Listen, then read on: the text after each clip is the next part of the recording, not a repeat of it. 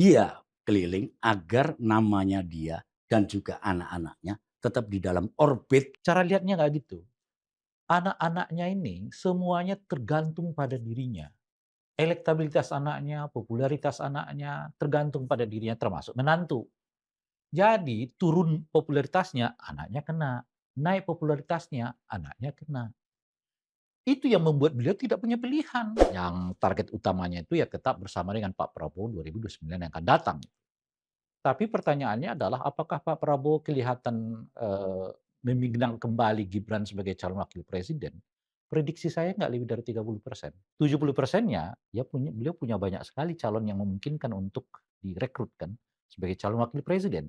Nah ini dibaca oleh Pak Jokowi. Gibran itu sudah keliling Indonesia ke lebih dari 100 titik sejak dia dilantik menjadi wakil presiden. Hasilnya, Itu dia. Saya ingin tanya Anda, itu makanya hasilnya, itu yang saya sebut nggak bisa diharapkan beliau ini menaikkan elektabilitas. Susah.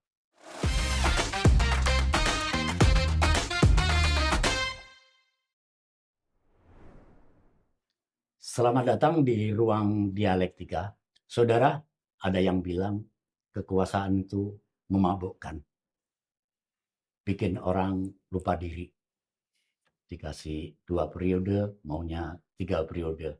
3 periode gagal, menyodorkan anaknya melalui akrobat di Mahkamah Konstitusi. Ya, betul.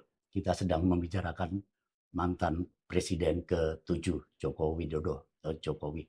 Dan bersama saya saat ini sudah ada kawan lama, Bung Ray Rangkuti. Terima kasih sudah datang Sama-sama. dan kita akan membicarakan topik yang saya kira akan seru. Bung, Anda ingat Ya, ketika Presiden Soeharto mengundurkan diri, ya. dia Tepatnya bilang berhenti. berhenti. Iya. Dia berhenti dan dia sebelumnya bilang saya akan lengser ke Prabon, mandek Pandito Ratu, menjadi begawan semacam Mhm. itu. Dan kita juga masih ingat juga ketika Jokowi berhenti menjadi presiden, dia juga bilang saya akan kembali ke Solo menjadi rakyat biasa. Mhm. Tapi sekarang kita lihat kemarin dia sudah memulai kampanyenya jauh sebelum pemilu Iya. dimulai. Bahkan undang-undang pemilunya belum jadi, dia sudah mulai ancang-ancang akan safari ke seluruh Indonesia. Pertama kick off-nya di Lampung. Apa yang Anda baca ini? Pertama adalah soal tafsir terhadap pernyataan beliau bahwa saya akan pulang ke Solo gitu ya. Nah, istirahat mungkin ya, istilahnya Jadi ya, rakyat biasa, jadi jadi rakyat warga biasa, warga. kebanyakan. Tafsirnya beliau itu pulang ke Solo jadi warga biasa itu ya seperti yang sekarang ini. Maksudnya, Ya dia jalan-jalan lagi. Jadi kalau kalau oh, punya duit. ya itu jadi gini ya, ada 2 nih yang perlu kita pahami kalau memahami menurut saya ya, sepanjang, kita mengamati beliau itu, yang perlu tetap ditekankan. Satu, banyak makna yang berbeda dari apa yang kita pahami secara umum kalau berkaitan dengan Pak Jokowi. Yang kedua, seringkali beliau mengungkapkan sesuatu yang sebetulnya yang ia inginkan tuh yang sebaliknya. Membaca secara terbalik Ya, apa yang dia omongkan. ungkapkan dengan apa yang sebenarnya tersirat dari itu gitu. Nah, oleh karena itu jangan dibuat, pada apa, istilah-istilah umum yang kita kenal untuk menafsirkan beliau gitu.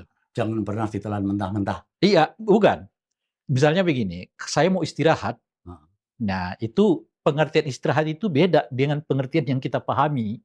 oke, Istirahat itu artinya ya Anda mungkin berkebun, ya ya, bertani, ya macam-macam lah gitu ya. Itu bayangan kita istirahat. ini beda. Tapi bayangan beliau itu istirahat itu ya keliling Indonesia lagi gitu loh. Untuk kampanye ya apa itu bagi beliau mungkin namanya itu istirahat gitu. Nah atau yang kedua kalau beliau menyebut, saya ingin istirahat, ya itu artinya beliau ingin bergerak gitu. Jadi saya kira setelah 10 tahun kita membaca beliau di pentas nasional gitu, sedikit banyak mungkin kita udah mulai paham pola komunikasinya. Jadi beliau seringkali mengungkapkan istilah-istilah yang jamak kita kenal untuk pengertian yang berbeda gitu dan atau, mengungkapkan sesuatu yang sebetulnya kebalikan dari itu gitu. Mungkin itu bisa jadi studi semiotika gitu ya.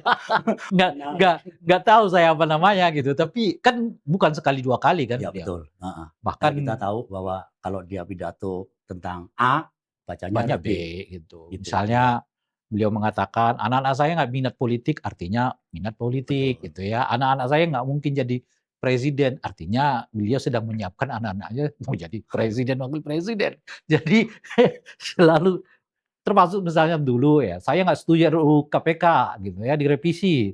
Baru kita Jadi ketahui sekarang ternyata ia yang mendesaknya gitu ya. jadi memang sebenarnya tidak ada yang bisa dipegang dari omongan orang ini. Mmm, kalau mau dipegang tuh ya seringkali pegangnya mungkin yang sebaliknya, gitu. Dan dia konsisten itu ya?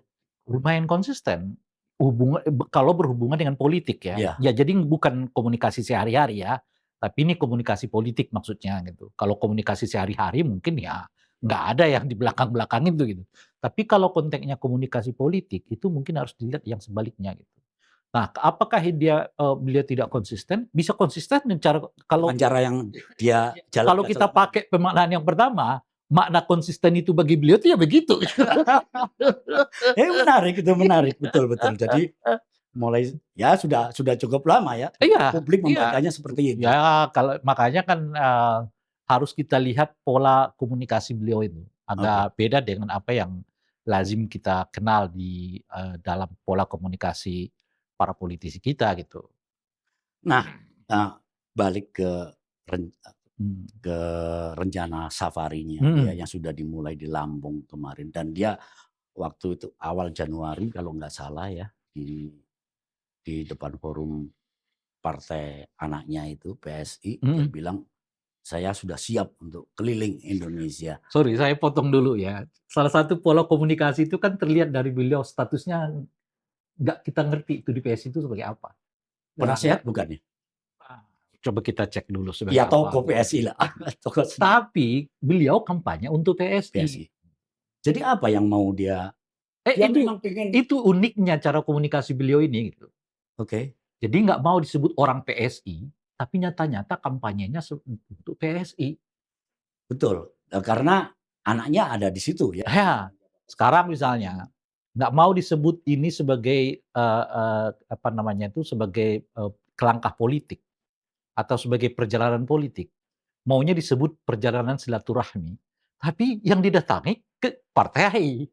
Kampanye di depan orang-orang partai, bahkan mengatakan kalau lolos parliamentary threshold itu ya di depan mata lah. Yang kita inginkan itu adalah angkanya lebih dari sekedar parliamentary threshold kan itu kan statement politik gitu. Tapi nggak mau disebut ini perjalanannya perjalanan politik. Ya Itu tapi kita bisa membacanya dengan itu sangat maksud jelas, saya. iya. Kita kembali ke soal, pola komunikasi itu tadi. Mhm. Jadi pola komunikasi beliau ini ya ini gitu. Semoganya ada satu orang yang begitu akan sulit buat Anda juga membacanya kalau semua orang seperti itu. Iya. Nah, tapi, urgensinya apa dia harus keliling Saya kira Indonesia? di sini juga pernah kita diskusi.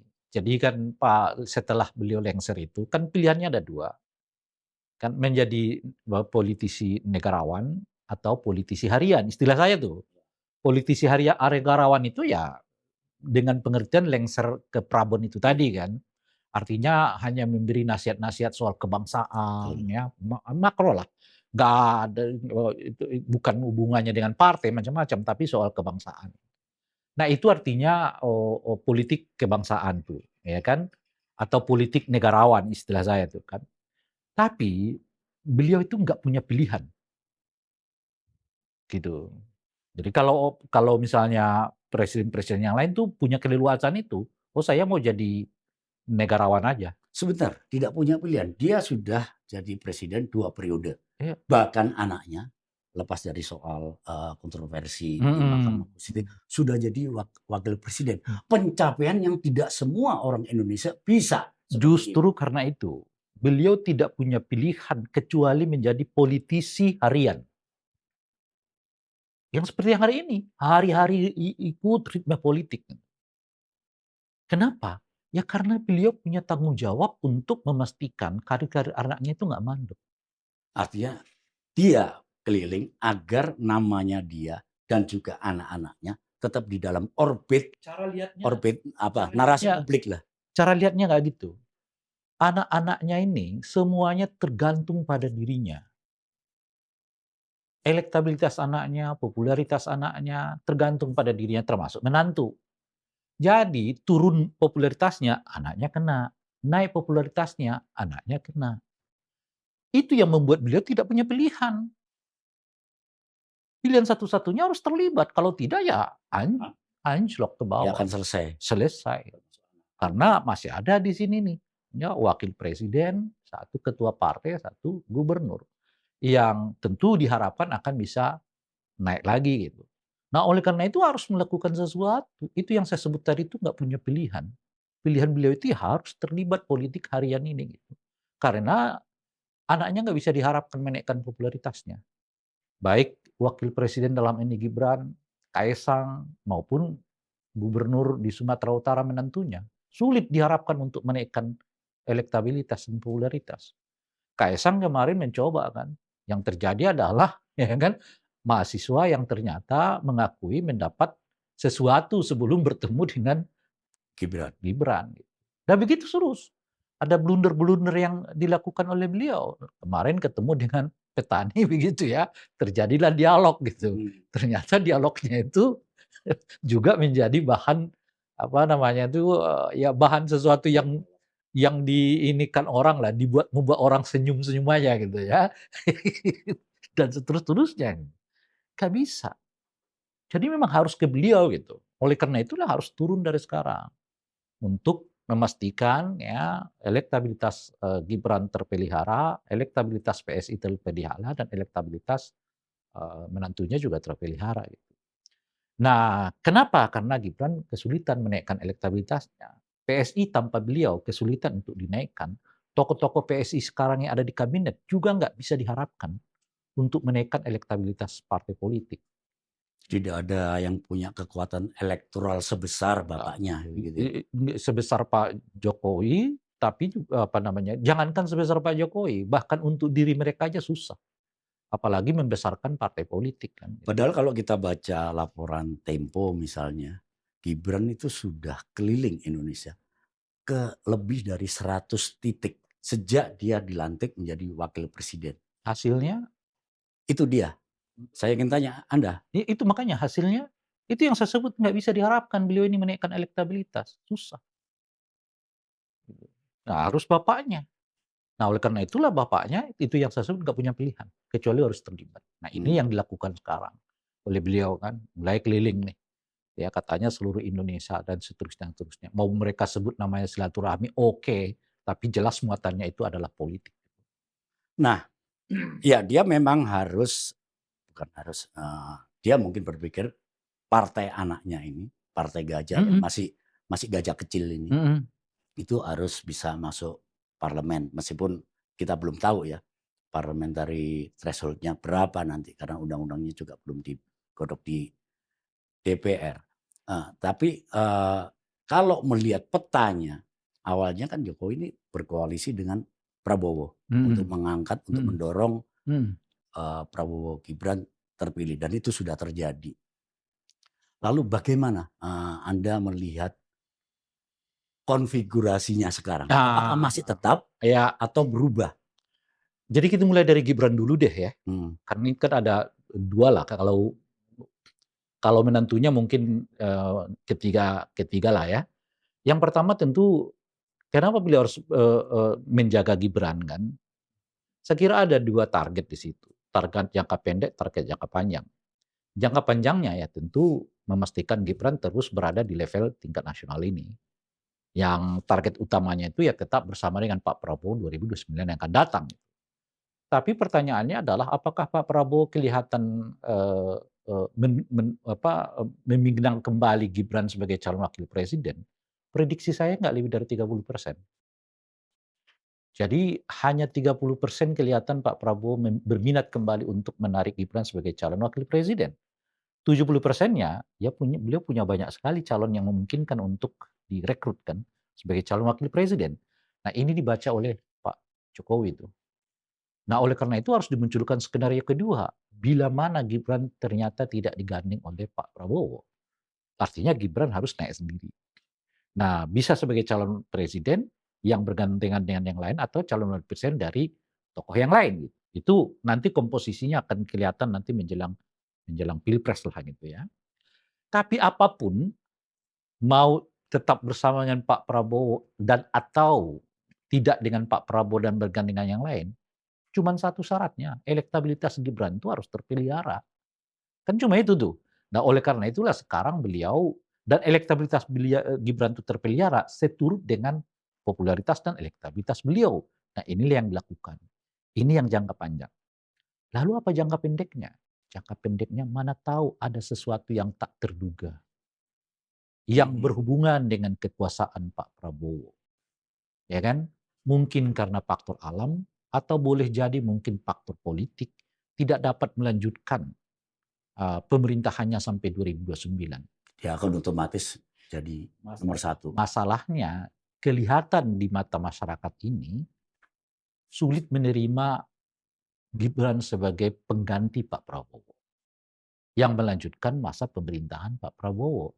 Jadi kalau ada orang yang mengatakan, misalnya nih ya, kita harus mulai memikirkan bagaimana Pak Prabowo tidak sampai 2029, misal ini, itu otomatis dengan sendirinya ada di dalam Gibran gitu loh. Jadi sekalipun orang menyebut nama Pak Prabowo-nya, tapi include di dalamnya itu Gibran. Nggak ada itu habis Pak Prabowo Gibran dong. Itu seperti orang dulu memisahkan antara Habibie dengan Soeharto gitu. Jadi ketika orang mengatakan Soeharto harus diberhentikan, Soeharto harus diturunkan, tidak serta-merta orang berbicara bahwa Habibie itu harus diturunkan. Nah sekarang suasananya beda.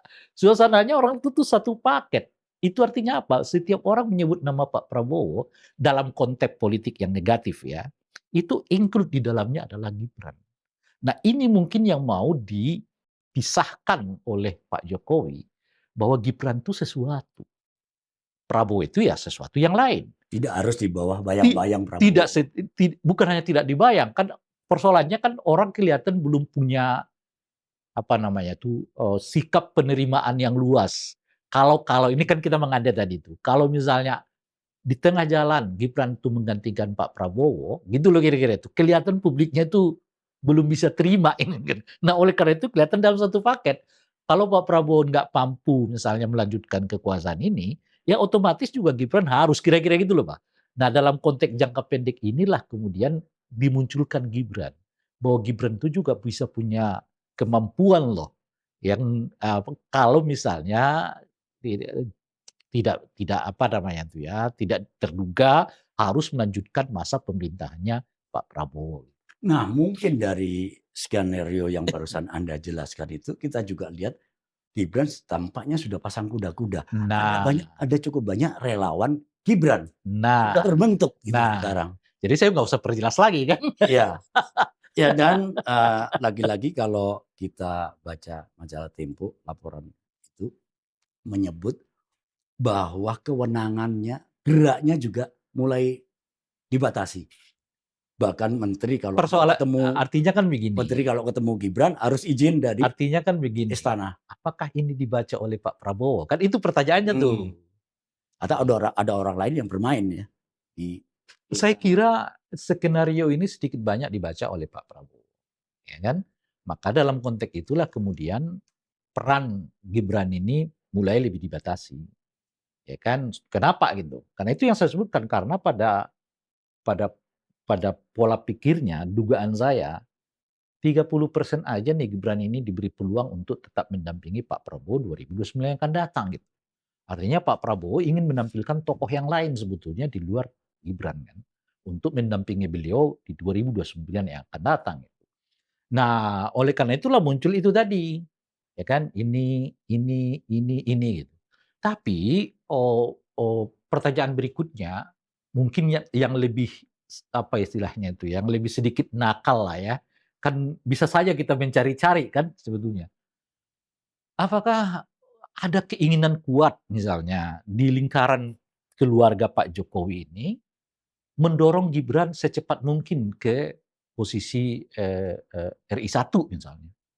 Nah itu kan pertanyaan tuh yang Jawabannya bisa ya, bisa tidak, kan kira-kira gitu. Nah, soal itu kita belum bahas lah. Tapi pertanyaan itu bisa mungkin didapatkan ya, apakah ada keinginan Pak Jokowi untuk mendorong secepat mungkin misalnya Gibran masuk ke RI 1, itu satu.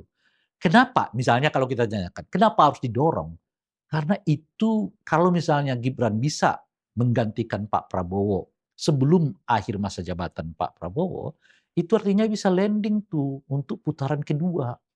Karena umumnya incumbent itu selalu Ya, punya punya banyak keuntungan. keuntungan Ya. ya untuk menang macam-macam dan sebagainya. Ketimbang nunggu 2029 belum tentu direkrut oleh Pak Prabowo. Itu lah kira-kira tuh. Hmm. Sebab 2029 yang saya sebutkan tadi, saya bacanya Prabowo, kans Gibran mendampingi Pak Prabowo itu cuma sekitar 30% gitu. Anda punya indikasi atau apa mendasarkan kesimpulan itu bahwa Prabowo nanti malas lah ngajak. Kan Anda sendiri menyebutkan tadi kan, kalau sebetulnya beliau tetap menginginkan, kita baliklah angkanya, bukan 30 tapi 70% gitu. Peluang tampilnya Gibran itu akan diberi seluas mungkin.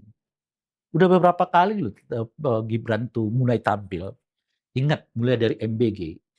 Dulu sebelum MBG itu resmi diluncurkan oleh pemerintah, itu yang tampil sebagai tanda kutip duta MBG itu adalah Gibran. Hmm. Masih ingat kan? Awal-awalnya itu kemana-mana sidak soal SPPG, soal desain apa namanya dapurnya yang macam-macam tuh Gibran. Tapi begitu resmi diluncurkan, diambil alih oleh Pak Prabowo. Gibran hampir kita nggak dengar lagi berbicara soal apa namanya soal MBG. Iya, soal MBG. Lalu ke MPD nggak diberikan, sekolah rakyat nggak diberikan. Tapi kemudian memang sesuai dengan aturan juga. Lalu Gibran diberi kewenangan untuk mengurus Papua kan, apa namanya perkembangan dan percepatan pembangunan Papua. Itu memang sesuai dengan tugas beliau gitu. Nah, setelah itu kemudian pernah Gibran muncul dalam sebuah tayangan tertentu lah ya kan, yang buat pidato begitu. Tapi setelah itu relatif nggak muncul lagi tayangan-tayangannya. Gitu. Apa yang Anda baca itu? Nah, kan kita sebutkan tadi. Ya, Jadi ya, saya ingin tahu. kalau angka 70-30% itu kita ubah, kan saya katakan tadi kansnya 30, Ya, 70%-nya itu Pak Prabowo cari yang lain kan. Oke. Kita ubah nih. Balik, Ya, 70. 70% Gibran yang akan didorong. Dia akan dikasih lebih Mungkin banyak. MBG akan ditangani oleh Gibran. Mungkin Kenyataannya tidak. artinya apa? Artinya Pak Prabowo akan memberi program yang membuat Gibran itu bersentuhan langsung dengan masyarakat. Dan itu mungkin yang dibaca oleh Jokowi. Itu yang maksud saya. Itu maksud saya, makanya muncullah kemudian skenario jangka panjang ini. Ya. Kan saya udah awali tadi itu, kelihatan Pak Jokowi membaca kemungkinan Gibran ini nggak akan lagi direkrut oleh Pak Prabowo sebagai calon wakil presiden. Oleh karena itu harus dibuat skenario kedua. Apa skenario kedua? Bila mana tidak dengan Pak Prabowo. Nah, ya. Makanya kerja kerasnya 2 kali gitu loh kira-kira tuh. Masuk akal. Kalkulasinya. Lalu bagaimana dengan masa depan? Oh sorry, kita belum ke PSI-nya tadi. Makanya itu yang masa depan partai ini. Iya. Gajah ini. Iya. Jadi ini dua hal yang nggak bisa dipisahkan. Salah satu penopang utama dari Gibran itu ya memang harus partai. Tidak bisa tidak. Gibran itu harus diasosiasikan punya partai. Kalau enggak, posisinya akan tetap lemah. Nah, oleh karena itulah harus milih partai. Gitu. Dan sebelumnya kan kita mendengar ke Golkar gitu. Sebelumnya PAN monggo-monggo aja gitu. Tapi saya juga berulang kali mengatakan pernyataan ketua partai sebelum dan sesudah Pak Jokowi itu lengser itu akan beda maknanya. Sebelum beliau lengser, ketika Golkar mengatakan monggo Pak, itu artinya akan dapat posisi bagus Anda di Golkar itu. Iya. PAN juga akan begitu gitu. Tapi kalau Anda sudah lengser, kalimat yang sama, maknanya udah beda. Kalau sebelumnya Anda akan istimewa masuknya, mungkin di posisi yang paling strategis di dalam partai itu, setelahnya itu, ya monggo masuk, tapi Anda sebagai kader biasa, kira-kira gitu. Nah, bacaan saya di sini kelihatan Pak Jokowi agak keliru nih bacanya. Kenapa gitu? Ini bacaan saya juga ya. Pak Jokowi mungkin merasa masih bisa memaintain ya pengaruhnya terhadap partai ini pasca beliau lengser. Hmm. Ternyata terlalu cepat juga ya Perubahan di dalam partai itu perubahan di sendiri ya. dalam dan soal hubungan beliau dengan partai-partai ini. Gitu. Makanya kalimat yang sama itu maknanya udah beda. Kalau sebelumnya Anda orang istimewa dan silakan masuk, yang kedua ya Anda seperti warga negara umumnya. Kalau masuk partai ini tentu kita terima, tapi kalau Anda mau jabatan langsung ya nggak bisa. Nanti, Ya. nanti dulu. Nanti dulu, Anda harus ikuti tahapan-tahapan di dalam partai. Nah, dalam konteks itulah kemudian Pak Jokowi tentu nggak bisa masuk ke Golkar sebagai anggota biasa misalnya, masuk ke PAN ya. Mungkin P3 lah sedikit menyambutnya lebih baik saat itu gitu ya. Tapi kan sama juga P3 belum faktanya sekarang misalnya nggak masuk di DPR gitu ya. Nah oleh karena itu nggak ada lagi pilihan kecuali membesarkan PSI. Nah itu yang dilakukan oleh Pak Jokowi sekarang. Anaknya kemudian hanya hitungan 2 hari lalu Jadi ketua jadi umum. ketua umum dan sekarang kan gitu ya. Dan dan maksud saya begini, makin ke sini makin nggak ada pilihan bagi Pak Jokowi kecuali dengan PSI. Kalau sebelum-sebelumnya kan masih terasosiasi lah. Kalau sekarang ya status ininya yang saya belum tahu beliau di PSI itu, tapi sudah mulai agak membadi, sudahlah mulai agak ya PSI itu adalah Pak Jokowi, Jokowi itu adalah kelihatan Pak PSI. Tidak Jadi nggak ada pilihan. ya Nah, tidak ada pilihan di partai lain ya. nggak ada lagi, nggak ada Belum ada lagi kelihatan tawaran. ya. Ya udah semuanya udah nganggap ya Iya. Pak Jokowi dengan si A si B kalau masuk ya sama aja ya Anda harus ikutin ADART yang sudah dibuat kan gitu ya. Mau di partai manapun ya kalau masuk jadi anggota biasa dulu baru bisa jadi pengurus kan kira-kira gitu ya. Dan tentu Pak Jokowi nggak akan mau melakukan itu kan. Nah jadi mau tidak mau ya PSI. Kenapa partai ini penting? Itu tadi untuk membackup Gibran nanti kalau atau bagaimana kalau beliau ternyata Hmm. Nggak diangkut nggak diangkut oleh Pak Pak Prabowo. Prabowo gitu. Hmm. Nah, itulah makna penting kenapa PS ini ya mau tidak mau harus dibesarkan oleh Pak Jokowi Memang dan bisa oleh karena itulah beliau turun sekarang. memang bisa besar PSI. Bacaan saya sih tidak ya. Ini menarik Iya, iya, kita iya. masuk ke situ tuh. Bacaan saya sih enggak. Karena eh, lagi-lagi hukum alam politik di Indonesia sesuatu itu dibesarkan dengan kekuasaan. Gitu. Kalau Anda lagi berkuasa Anda bisa besar. Tapi kalau Anda nggak berkuasa, ya wassalam aja gitu. Akan sangat sulit. Uji uji apa namanya itu ya, uji kemampuan PSI itu menaikkan elektabilitas itu menurut saya di 2024 yang lalu. Ternyata ya Dan gagal. nggak sampai 4% ya, masih ada 2,8 sekian persen, Iya. bahkan 3% pun enggak. Nah, kalau saya nggak silap ya 3% pun nggak dapat gitu. Nah, padahal apa yang nggak dilakukan oleh Pak Jokowi untuk membesarkan partai ini gitu. Ya kan seperti apa yang nggak dilakukan oleh Pak Jokowi untuk mendorong elektabilitas Gibran di 2009 yang lalu. Kan bansos di mana-mana, Iya. ada ya benar apa tidak ini yang memang dulu saya dorong supaya dilakukan investigasi ya oleh pansus lah ya di DPR itu soal dugaan Penggunaan. parcok lah gitu ya dan seterusnya seterusnya. Ya cuma 3% itu didapatkan. Lalu 2029 pakai apa? Saat itu partai nggak ada yang ganggu PSI loh. Benderanya lebih banyak Ya, daripada nggak ada anggotanya. yang ganggu, bahkan mungkin pada tingkat tertentu saling saling mendukung. Gitu. 2029 lain lagi cerita. Sudah tidak ada Nah, kekuasaan. makanya nanti kita akan ke sana nanti. Gitu. Maksud saya uji paling kuat soal PS itu mampu ke Senayan itu ya di 2024 yang lalu. Kenyataannya gagal. Apalagi di 2029 semuanya sudah berbeda gitu. Akan sangat sulit gitu. Itu yang kedua. Nah, yang pertama, yang kedua adalah kira-kira dari mana Pak Jokowi akan mengambil suara, gitu. Saya lihat ada 4 kemungkinan tuh. Pertama adalah dari pemilih migrasi PDI Perjuangan di 2024 yang lalu, memang Ada. Ya orang mengatakan cukup banyak ya karena Pak Jokowi pindah lalu pemilih PDI pilih juga gitu ya. Itu yang pertama. Nah, yang kedua adalah dari kaum nasionalis itu. Yang ketiga NU. NU. NU. NU itu kalau di 2024 yang lalu itu sangat banyak kesedot oleh Pak Jokowi. Gitu. Dan yang keempat adalah etnik Jawa. Nah, dari ini keempat bacaan ini berhubungan dengan pilihan pertama beliau itu masuk ke Lampung gitu. Kenapa Lampung? Nah, itu dia. Karena empat ini agak tersedia di situ. Tempat-tempatnya ada. Ada kecuali satu mungkin ya, pemilih migrasi PDI-nya. Di Lampung itu ternyata 2024 yang lalu itu PDI malah nambah suara.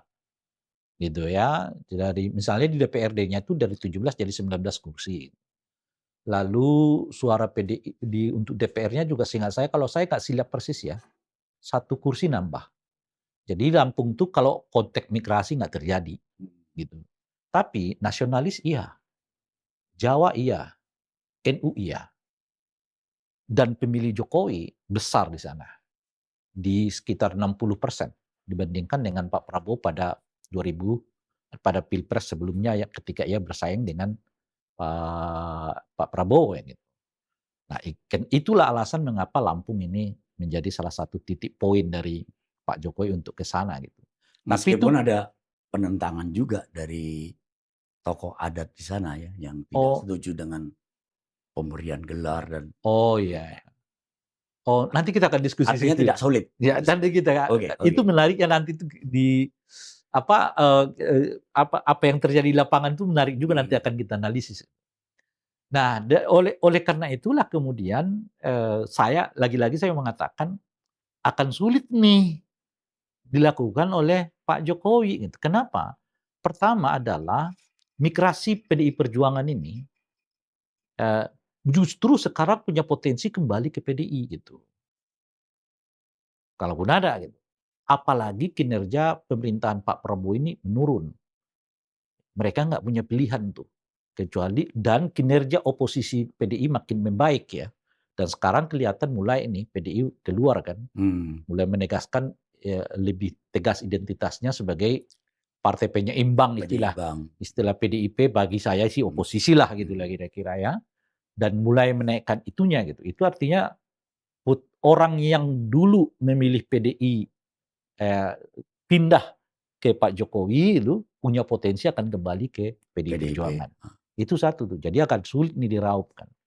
Bagaimana nasionalisnya? Nasionalisnya itu dihadang oleh setidaknya 3 partai.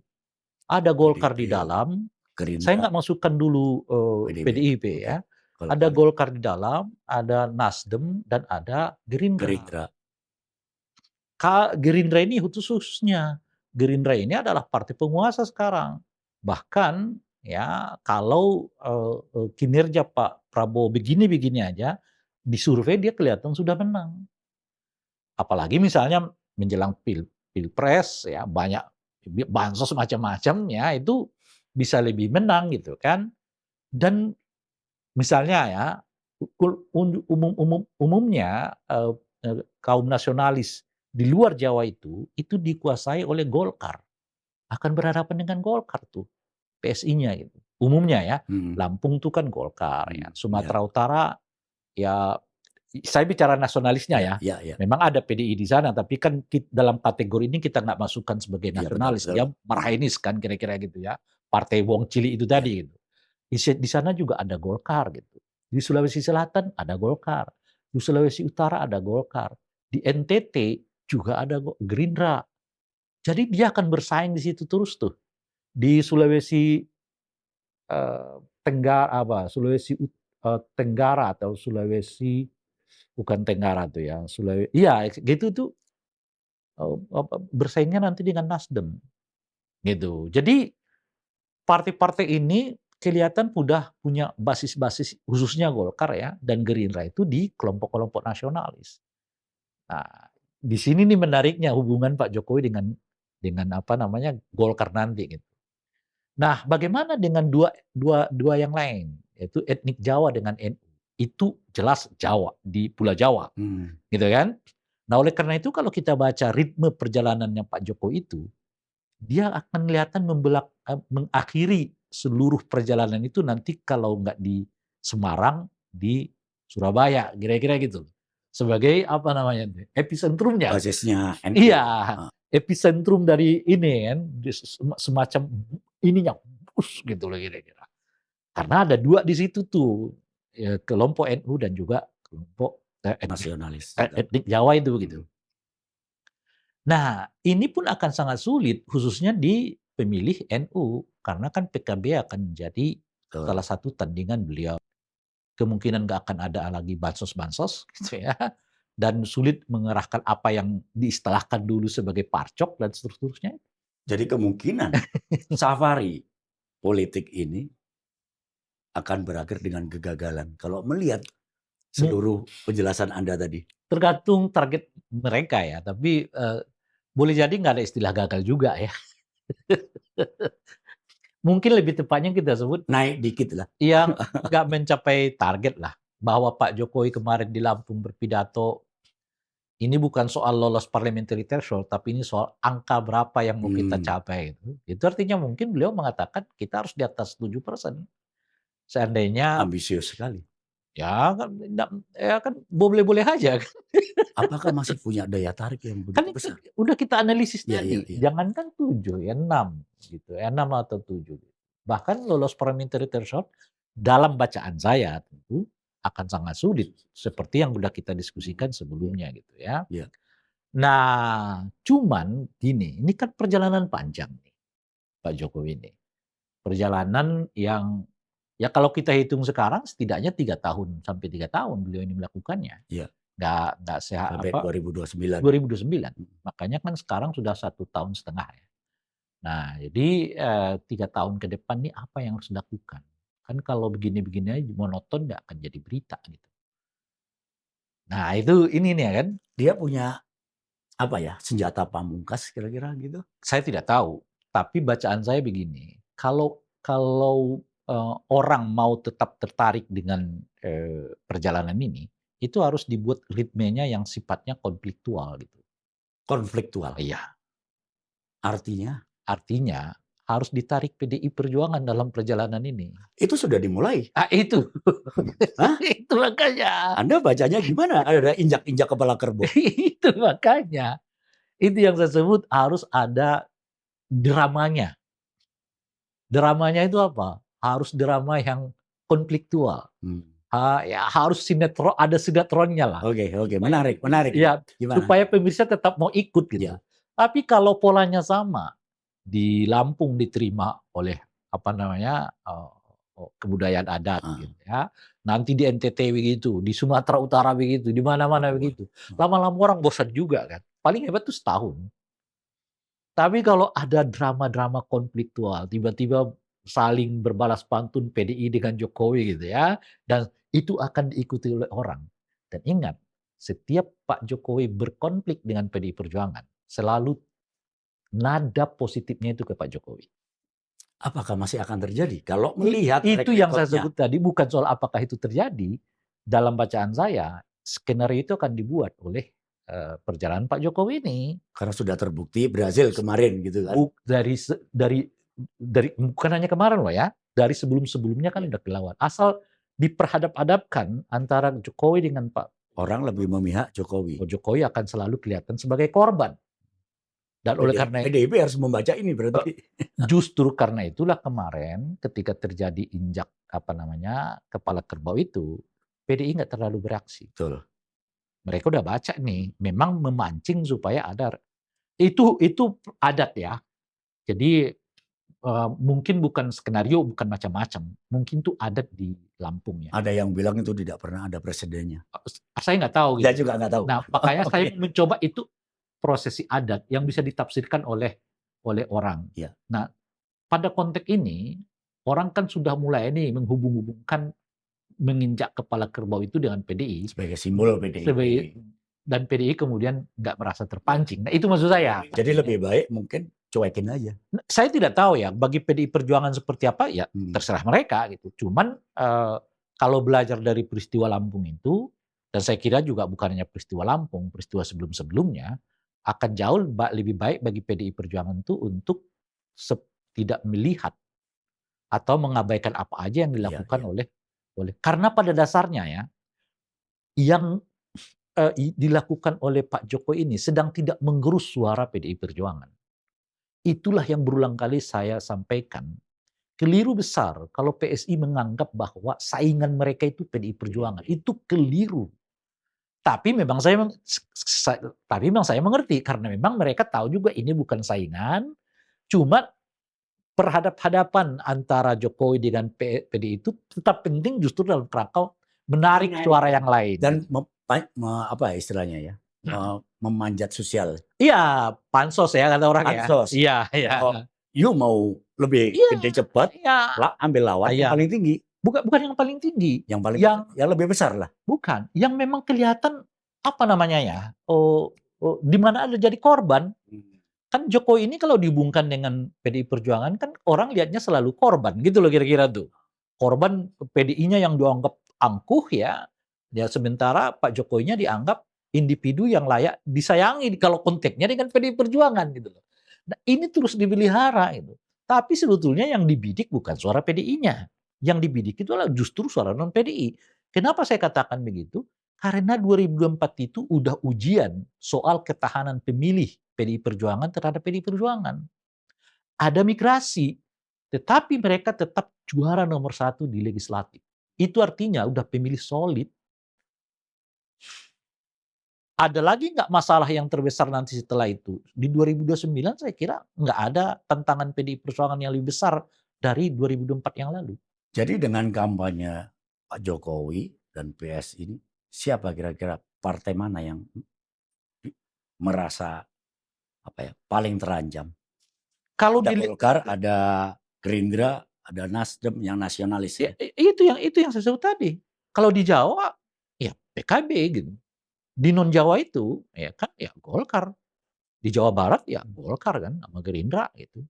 Lah PDI kalah kan di situ ya. Nah, kalau di Jakarta juga sama, Golkar sama Gerindra. Di Banten Golkar sama Gerindra. Di luar sana ya Golkar sama Gerindra. Nah, Nasdem. Berarti ada Gerindra, partai penguasa, ada Prabowo di sana. Saya kira mereka juga tidak akan tinggal diam. Persis. Itulah yang kita bilang tadi di awal kan. Apakah situasinya sama? Jelas beda. Kalau dulu orang melihat Pak Jokowi ini kawan, 2029 sudah berbeda. Itu udah saingan politik. Sangat potensial ini menggurus suara mereka kalau mereka enggak jaga gitu. Nah, oleh karena itulah kemudian bukan saja apa namanya itu ya, menjaga tapi juga bisa menolak gitu. Menolak apa Jokowi, menolak ini itu sangat mungkin terjadi kalau bacaannya seperti itu gitu. Nah, itu yang saya sebut itu ini udah beda semua gitu. Yang terjadi oleh karena itu kan kita baca nih ya saya bacanya gitu ya. Gerindra sedikit juga agak mulai baca-baca juga. Makin gak nyaman. Ya itu makanya Golkar juga, Nasdem juga gitu. Yang tadi menarik. Salah satu sumber energi dari Pak Jokowi adalah apa ya? Kalau dia diposisikan sebagai victim, sebagai korban. Dan saya kira PDIP juga akan belajar banyak. Tapi kira-kira saya juga punya, saya nggak tahu, Jokowi pasti punya strategi baru. Di samping mengulang yang lama, mungkin dia punya langkah baru yang kita belum tahu. Iya, itu kata kuncinya. Kadang-kadang orang ini kan punya banyak kejutan. Punya banyak kejutan. Betul. Itu kata kuncinya, kita belum tahu. Yang mungkin bisa dievaluasi termasuk mungkin timnya Pak Jokowi ya. Lampung itu memang menurut saya sih dibilang besar mungkin tapi efeknya kelihatan belum kemana-mana tuh. Itu ininya. Nah, itu mungkin lagi dievaluasi oleh tim ya. Sehingga sekarang ke NTT agak tertunda. NTT, Papua. Kan setelah Lampung katanya ke NTT gitu. Nah, jadi agak tertunda tuh. Jadi mungkin dievaluasi dulu. Memang meriah, meriah. Tapi kan yang diharapkan bukan hanya sekedar meriah, tapi gongnya kayak apa gitu. Di luar Lampung itu ini enggak gitu loh kira-kira kan. Nah, jadi ini mungkin yang sedang dievaluasi. Oleh karena itu lagi-lagi saya sebutkan tadi, kalau polanya seperti yang sekarang ini, minus ya reaksi dari PDI Perjuangan gitu, lama-lama ini akan jenuh gitu. Ya gitu lagi gitu. Skenario terjeleknya, kalau dengan kampanye ini ternyata tidak bisa mengangkat terutama anaknya Mhm. ya, Gibran dan PSI, kira-kira Jokowi dan anak-anaknya akan bergabung ke membentuk koalisi atau apa kira-kira untuk menyambut 2029 ini? Ya saya nggak bisa duga ya, saya nggak bisa karena itu mungkin, harus dilihat nanti 1 tahun sebelum pilpres gitu. Hmm. Cuma yang bisa kita katakan, keluarga ini kan, eee, itu yang juga saya kira di tempat ini saya sebut itu ya, yang lumayan ditanggapi banyak orang ya. Yang nggak bisa dibaca dari keluarga ini kan nafsu berkuasanya. Kalau pakaiannya kita udah bisa hitung kan, ya paling hebat 500.000 lah sehari ya, di dalam tubuh ini, tapi nafsu berkuasanya siapa yang bisa duga gitu. Nah di situlah pegangannya menurut saya, yang bisa kita pegang tuh kalau misalnya berbagai skenario ini nggak sesuai dengan harapan. Apa yang tersisa? Yang Hmm. tersisa itu ya nafsu berkuasa. Seperti apa nanti nafsu berkuasanya dikelola, kita nggak tahu. Dan sudah banyak contoh untuk itu sebetulnya. Apakah publik nggak belajar dari sana? Iya, Maksud saya, apakah kita masih sebegitu bodohnya untuk dibohongi ya lagi? inilah salah satu persoalan memang di bangsa kita ya. Bangsa kita ini, apa namanya, kata orang pemaaf gitu ya, kata orang sih gitu. Kata orang cepat melupakan gitu, lalu, sangat mudah empatik gitu terhadap satu peristiwa ya, melodramatik lah gitu kan. Nah, apakah masyarakat kita nggak belajar dari peristiwa-peristiwa? Saya kira sedikit banyak belajar ya, gitu. Nah, dan apa namanya, misalnya, situasi yang seperti yang kita alami sekarang ini gitu, membuat kalau dilihat ya khususnya di Gen Z itu mulai berpikir ulang bahwa drama-drama yang ditampilkan di dalam, eee eee, pilpres Pemilu itu kemarin. iya, itu harus dievaluasi kembali lah kira-kira. Karena harus dibayar mahal Oh ya, ternyata. termasuk sekarang misalnya, masuk gorong-gorong tuh sekarang bukan dipuji orang, tapi udah diledek orang kan. Saya lihat foto itu dipajang, harusnya kita tutup waktu itu. Iya. Jadi ada juga masyarakat kita, makanya tren-tren yang tren dari aksi-aksi yang apa namanya itu ya, mendulang suara, sekarang ini mulai, Sudah nggak laku mungkin. awal-awalnya itu kan simbolisasi agama kan. Hmm. Tiba-tiba rajin masjid lah, pakai peci lah, pakai serban apa ya. Nah, itu menjelang pilkada udah itu di tahun 2000, 2004 ditinggalkan orang. Karena orang-orang mengerti ada istilah yang cukup populer di kalangan netizen tuh. Kalau para politisi udah mulai rajin keluar masjid kata dia atau rumah ibadah itu tandanya pilkada sedang berjalan. Ya kan? Jadi pola itu mulai ditinggalkan oleh orang. Mulailah, pola ke masuk gorong-gorong yang dibuat oleh Pak Jokowi kan gitu. Orang terkesima gitu. Di 2024 nggak menarik lagi tuh, gitu. Nggak menarik dan orang udah mengerti, yang cari suara. Masuklah pola gemoy kan. Ya, ya, ya, ya, ya, ya. Pola yang kelihatan Betul, betul, lucu betul. ya, kelihatan ini gitu. Dan itu cukup menarik. Tapi 2029 jadi simbolisasi agama ini ya, apa, gorong-gorong, tuh, gemoy itu Gimik-gimik gitu. gimik-gimik kayak begini kayaknya nggak dipakai orang lagi. Nah, oleh karena itu ya mungkin butuh ini, butuh butuh cara baru lagi. Seperti apa? Kita nggak tahu. Sejauh ini kelihatan, KDM misalnya ya cukup mampu mengelola popularitasnya melalui aksi-aksi lapangannya gitu. Hmm. Artinya kelihatan ada model di mana masyarakat kita melihat pemimpin itu dapat langsung mengeksekusi sebuah keputusan dan juga langsung itu berhadapan-hadapan dengan apa yang mereka anggap sebagai sebuah pelanggaran. Pola ini yang dilakukan oleh kelihatan KDM di Jawa Barat. Dia banjir eksekusi nih, Gubernur Jawa Barat KDM maksudnya. Jawa Barat, ini eksekusi nih gitu ya. Lalu dia turun ke bawah, jalan begini, ya, dia bisa adu argumen kuat gitu sambil ditayangkan gitu, dan itu cukup mendapat simpati publik. Dan itu juga yang terjadi di Gubernur Sulawesi Utara. bukan Sulawesi Maluku Utara ya, ya ya. Shirley maksudnya. iya Ibu Shirley gitu. Ya. Pola itu kan dipakai. Dan kalau saya lihat di media sosial agak banyak nih sekarang kepala-kepala daerah itu pakai pola yang kurang lebih sama. Jadi berhadapan-hadapan, adu argumen kencang gitu. Nah, kelihatan pola ini yang agak mulai tertarik di mata masyarakat. Pertanyaannya adalah kalau hubungannya dengan Pak Jokowi tadi itu, Pak Jokowi melakukannya dengan cara apa? Beliau nggak berkuasa kan? Tidak cantik juga.